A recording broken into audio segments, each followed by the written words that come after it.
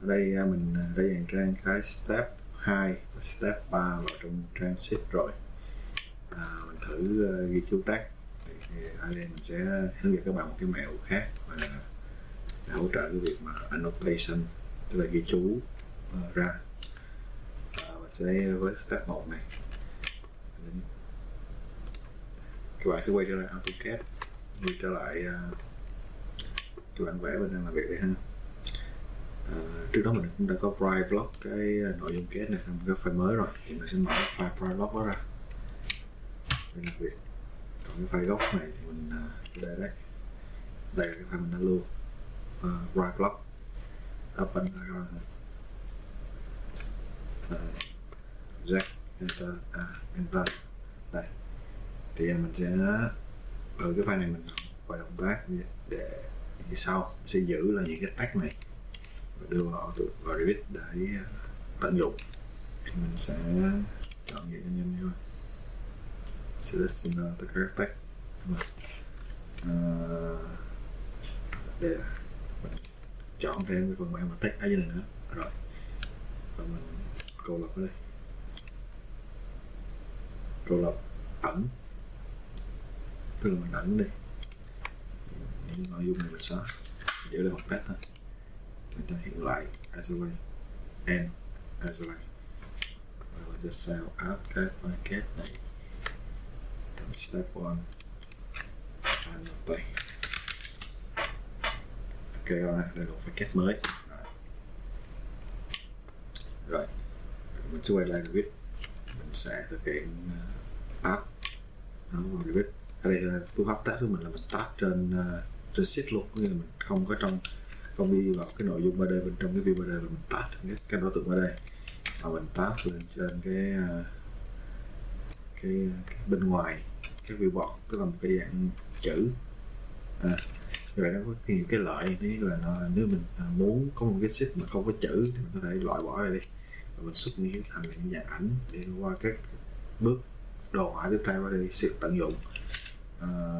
Còn ghi chú như vậy thì mình cần cái nội dung chữ của bên Autocad như mình vừa xuất ra sẽ đem vào đây.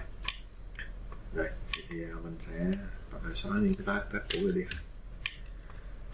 rồi sẽ insert file kết vào đây luôn. Mình sẽ đứng ở sheet không có trong viewport nào cả hai không, mình insert link kết. Mình nghĩ là mình sẽ không link mà mình sẽ import, vì mình sẽ có cái bước tiếp theo sau kết này là mình sẽ nổ nó ra để lấy cái tag, cho nên mình sẽ import kết và chọn cái kết vừa rồi ở ngoài desktop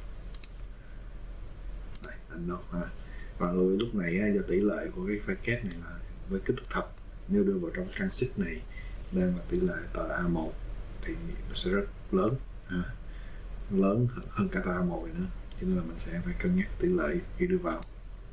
Ở đây thì mình nhớ mình đã scale ở tỷ lệ 1/25 là vừa đủ nhìn, cho nên mình sẽ dùng custom factor scale ở đây, một con số mới là 0.25. Đại khái mình chia cho 4 đó, thì 4 không đúng lắm thì mình phải chia nó nhỏ bớt thôi, nên mình scale lại các bạn.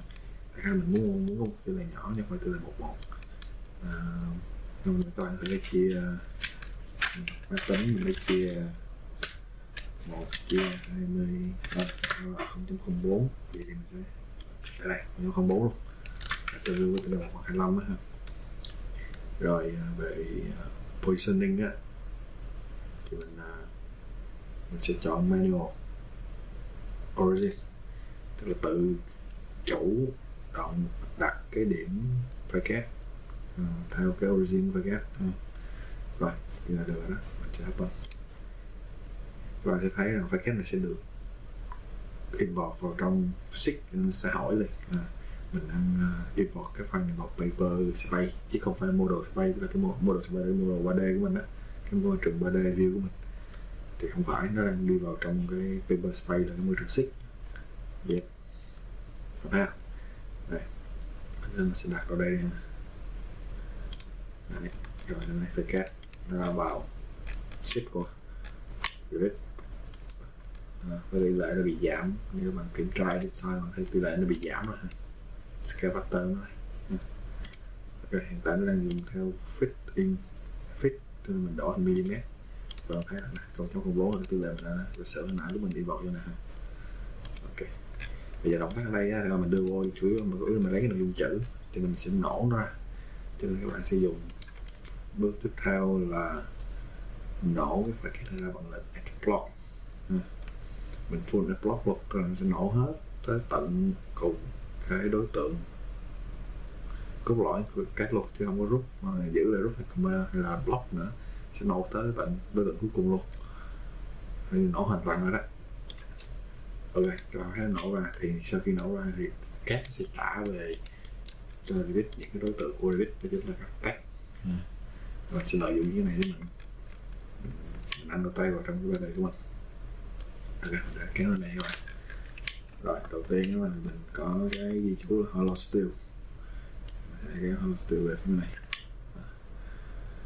Rồi, thì ở đây mình đã chuẩn bị sẵn một cái tag, một cái loại tag để mình trình bày trong file của mình. Đó chính là 2.5 này. Mình vẫn chưa đổi tên xong, cái đó nó là 2.5, nhưng mà phông chữ là console ha. Rename console. Rồi, ok, thì các bạn sẽ chọn tất cả các tag đang có của CAD và đổi nó thành loại 2.5 này. Chúng ta sẽ có một cái loại chữ tôi không muốn. Mình sẽ bắt đầu đưa cái ghi chú này vào chỉ vào các đối tượng cụ thể. Ở đây mình sẽ căn theo cái cạnh bên trái của cạnh 3D này, thì mình sẽ cho cái chữ nó luôn align vào đây ha. Trong trường hợp này mình có thể lợi dụng align left alignment theo đây, theo right, horizontal align theo right, thì nó sẽ căn vào lề trái, lề phải ha.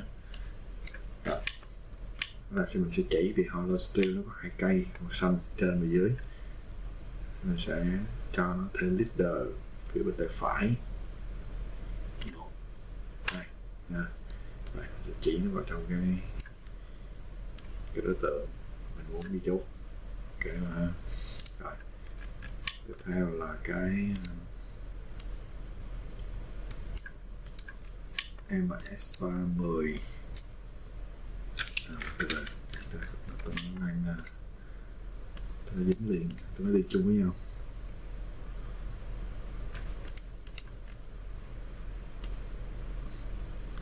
Tôi biết là các bạn cũng nên kiểm tra lại cái nội dung kết của mình để có thể đây biết chính xác cái nội dung, cặp nội dung nó đi chung với nhau. MS3 Revit Chi my by y ha. Rồi, thì nếu mình có thể mình copy cái nội dung này và mình dòi vào trong cái nội dung chữ này cho nó chung nhau một phát thôi. Xong rồi mình rồi, ok, mình sẽ đưa nó xuống đây.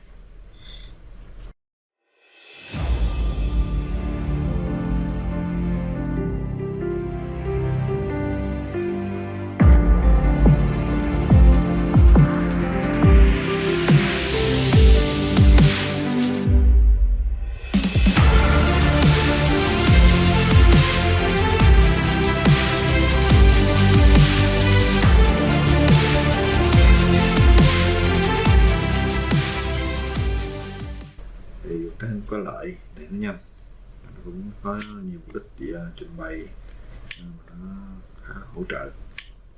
Ok, coi như mình đã xong một cái bước step 1. Từ giờ các bạn với step 2 và step 3 các bạn cũng sẽ tiếp tục vẽ các step tương tự với file CAD, và sau đó cũng sẽ trình bày nội dung manual như vậy.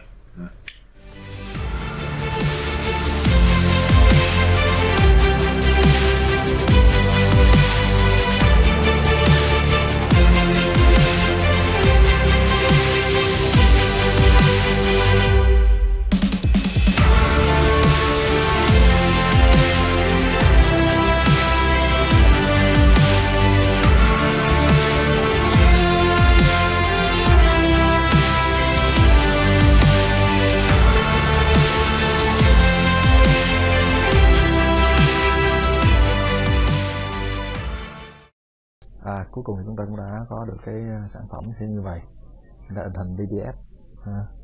Thì sau các bước annotation thì mình đã có đủ thông tin để trình bày 3 bước của một cái biện pháp thực hiện mô phỏng. Chúc các bạn thành công.